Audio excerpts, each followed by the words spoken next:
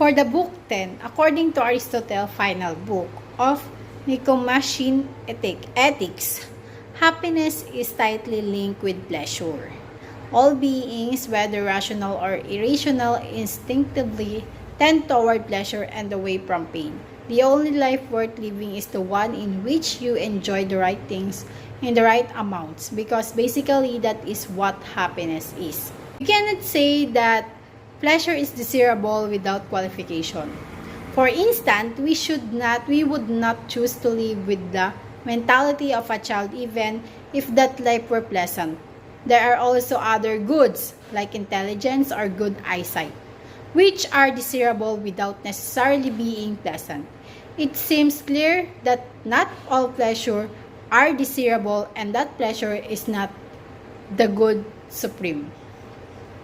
Pleasure is not a process, since it is not a movement from incompleteness to completeness and does not necessarily take place over an extended period of time. Rather, pleasure accompanies that activity of any of our faculties, like the sense or the mind, when they are working at their best. Pleasure perfects our activities, and since life itself is an activity, pleasure is essential to life. Only those pleasure enjoyed by a good person and for the right reasons are good. So it means the pleasure is for a good person only and the right reason are good. Happiness is an activity that serves as an end in itself. It's our highest goal in life. We should not confuse happiness with pleasant amusement though.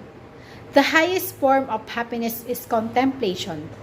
Contemplation is an activity of our highest rational faculties, and it is an end in itself. Unlike many of our practical activities, only a god could spend an entire lifetime occupied with nothing but contemplation. But we should try to approximate this good-like activity as best we can. All the moral virtues deal with the human aspect of life, which are necessary but secondary to the divine activity of contemplation. If learning about happiness were sufficient to leading a good life, discourses in philosophy would be far more valuable than they are. Words alone cannot convince people to be good. Hindi natin makukumbinse ang tao na magpakabuti. This requires practice and habituation and can take seed only in a person of a good character. Because sila ang gumagawa, sila ang nag-iisip ng gagawin nila kung tama o mali. People are unlikely to be natural virtues, so the state is responsible for established laws to ensure that the young are educated in the right way, and that adults do not become bad. In the absence of good laws, people must take responsibility for their children and friends. Parental supervision is, in many ways, preferable to laws, since it allows for more particularized attention. Neither politician nor sophist are particularly seated to teach politics. In order to judge how best to establish laws that will benefit citizens, we must turn to an examination of politics. Most of the ethics is devoted discussing the various moral virtues. In the end, however, Aristotle explained that these moral virtues are not ends in themselves so much as necessary preconditions are living in a good life. This good life is based on our rational faculties, which explain his discussion of the intellectual virtues in Book 9. Book 6. Intellectual virtues, two of them, prudence and art, are practical virtues. These help us fulfill our practical needs and so cannot be ends in themselves. Of the intellectual virtues, wisdom is the highest, since it combines the other two virtues of scientific knowledge and institution. Scientific knowledge and institutions help us to figure out what the world is like.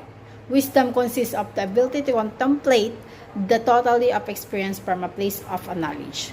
As such, wisdom represents the most achieved state of the rational intellect. Because wisdom is the highest intellectual virtue, and because the rational uses of the intellect are the highest human goal.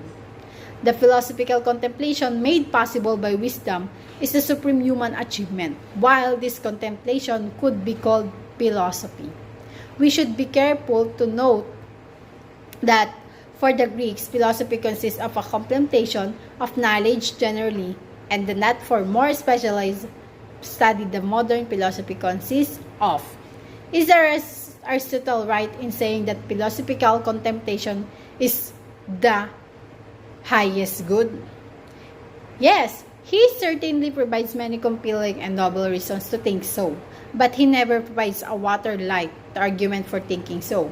We might feel inclined to respond that some of the lower pressure for more worthwhile than solemn contemplation.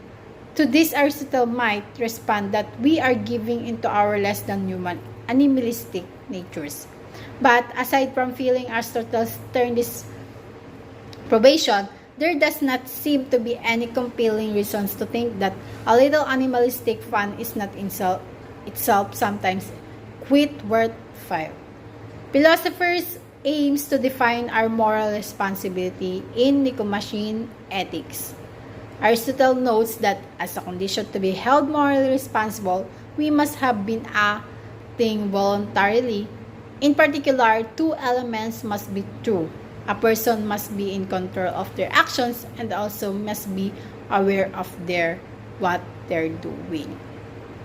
So we have key lessons from Nicomachean Ethics. First is Aristotle says that self-help books are a good thing. You can think that you're good, but unless you demonstrate your goodness through your deeds, nobody would believe you. According to Aristotle, there is no point in merely theoretically analyze what is good and what is virtuous. The point is teaching people how to be good. Next is one can learn to be good. The good news, you can learn to be a good person.